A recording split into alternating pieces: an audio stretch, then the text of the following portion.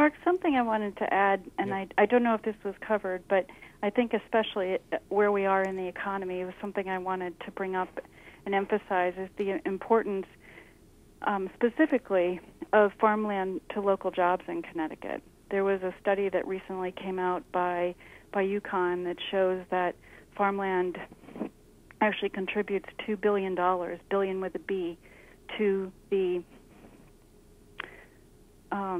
the local economy. And so that at this time when we're so concerned about losing jobs, the importance of protecting farmland to protecting local jobs. And with that, I wanted to also thank your Senator Williams, for championing what we call this Community Investment Act, which is a fee that is placed on any document that is recorded in the land records. And that money goes to support affordable housing, historic preservation, open space preservation, as well as farmland preservation. And he's been a huge champion of that, and that money has been invaluable to those of us doing land conservation, because at a time when we're concerned about state money drying up, that's been a very steady source of funding. And he's also been a very strong supporter and advocate for bonding for the state farmland preservation program, where we're right now getting $10 million a year for farmland preservation. So you're very fortunate to have a very strong advocate. Madge just passed me a note about the Coventry Farmers Market. I was actually thinking that a little bit while ago when we were talking about preserving the farmland. Can you talk a little bit about the rising popularity of local food? Farmers markets in the area, yeah. I was just talking to somebody about this the other day, and I get the paper only on the weekends, and otherwise listen to public radio. And the number of stories that we're hearing, both on radio as well as in the paper, about local food, about farmers markets, about where folks can get local vegetables, produce, meat, eggs, and so on, it has dramatically increased. I mean, in the past 5 years, we've seen the number of farmers markets go up.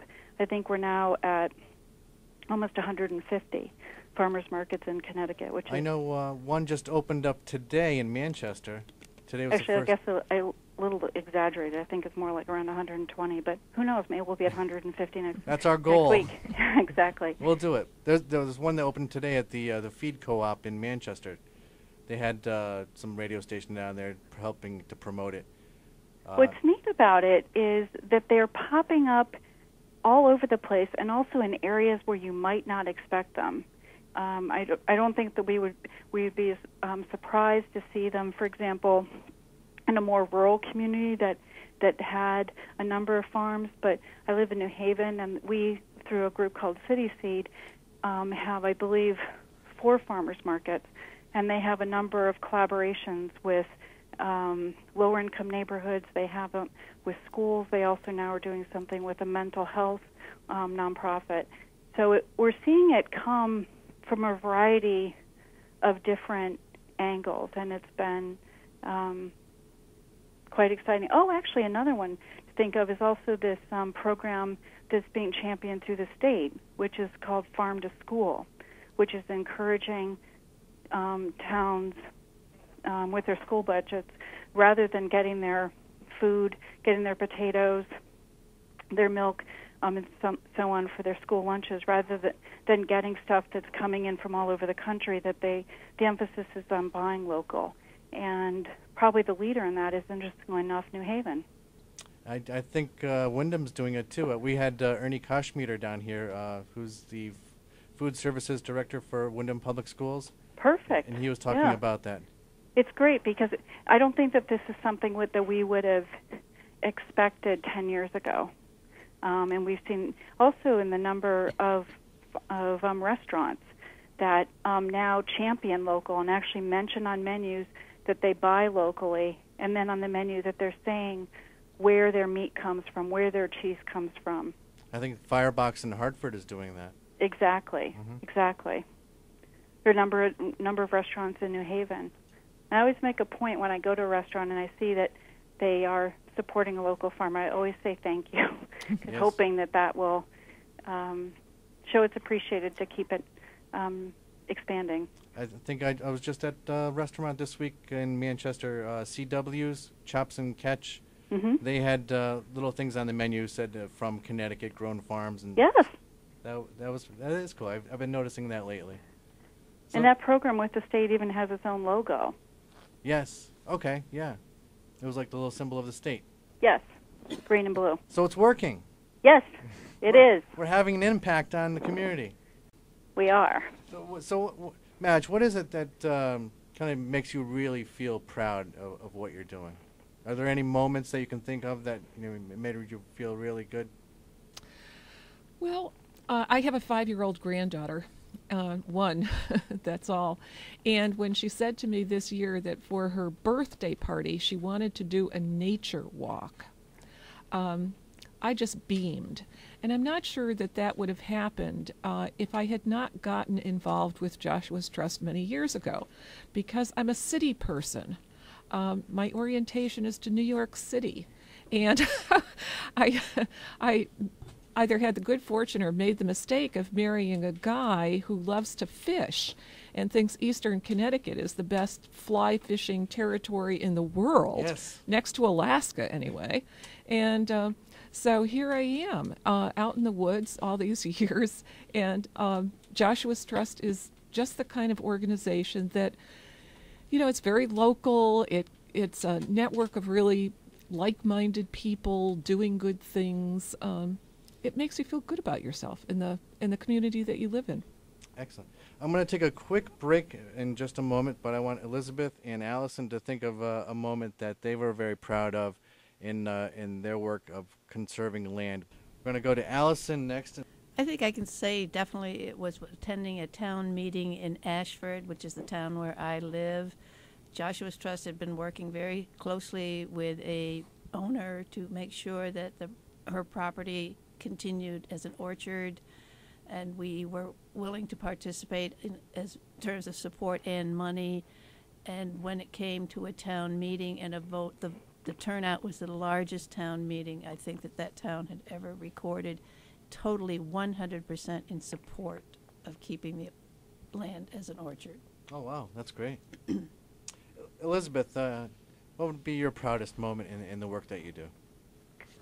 I'm thinking about whether there's so many that come to mind, but one of the ones that jumps out to me is one of the first first projects that I had the good fortune of working on when I first came to CFT, and it was but a 40-acre farm in the Connecticut River Valley. Had been in a family for about 100 years, and we had the closing. We always have champagne at the closing, and the couple took the champagne home with them, and the wife later told me that her husband went to the fireplace where there was a portrait of his father and his grandfather, and he toasted them. Oh. And that it had been something that he knew that they would be very, very, very proud and happy that he did that. And for very different reasons, their property was threatened. And it was incredibly touching because he was somebody who couldn't say it, that he was something he couldn't say it to me, but that when she related that story, it was very, very heartwarming. And I think you touched on that earlier. Some of these farms have been in generations and generations back to the 1600s. Yes, So, I'd say a number of the properties where we work on, and I would bet that that's probably the same with Joshua's Trust, a number of the properties that we've worked on have been in families for generations. As I mentioned, we did one in Lebanon that went back to the late 1600s. It's not unusual to have working on just completed one in Sharon goes back to the early 1800s. I imagine if land was passed down to me from previous generations going back to the start of the nation, I would be very upset if I had to sell it or get rid of it. I would want to be able to pass it down to my children as well. Joshua's Trust has you have some fun activities coming up?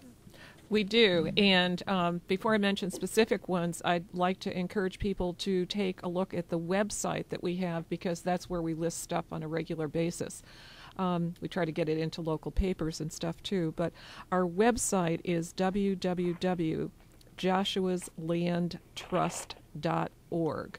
And you'll probably put a link on your station website, right, Mark? If I can figure out how to do it, I will. Okay.